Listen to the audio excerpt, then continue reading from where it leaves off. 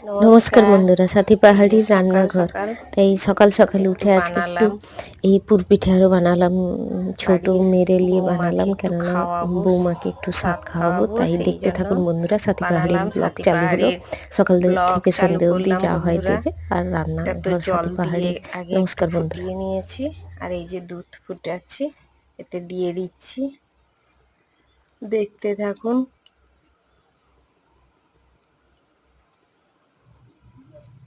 পুরোটা দেখানোর তো টাইম নেই বন্ধুরা, কেননা সকাল সকাল একটু খাইয়ে বৌমাকে যাবো, লোকেদের কাজে যাব। এখানে দুধ দিয়ে আরও এলাচ আরও দিয়ে একটু ফুটিয়ে রেখেছি। আর এই যে চাল গুঁড়া দিইনি, একটুখানি সুজি আর অল্প একটু চাল গুঁড়া, 3 রকম মিশিয়ে এটা করলাম। দেখতে থাকুন বন্ধুরা।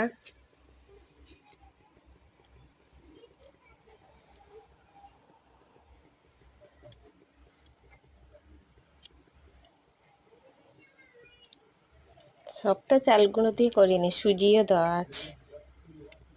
দুধটা পুরো ফুটিয়ে ফুটিয়ে ক্ষীরের মতন করে ফেলেছি।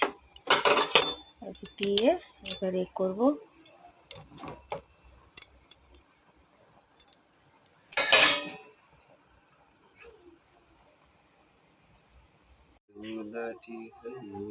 ইয়ে হয়ে গেছে,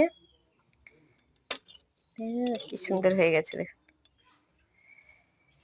এই গরম জলে ভালো করে তো একটু জলটা ফুটিয়ে নিয়ে লবণ দিয়ে হালকা ঘি দিয়ে দিতে হয়, মানে 1 চামচ ঘি দিতে হয়। ঘি দেওয়ার পরে সুজিটাকে হালকা ভেজে নিয়ে জলটাতে ফুটিয়ে ভালো করে নেড়ে নিয়ে জলটা মেরে নিতে হয়, দিয়ে তারপরে করবেন ডোটা। খুব সুন্দর নরম তুলতুলে পিঠে হবে।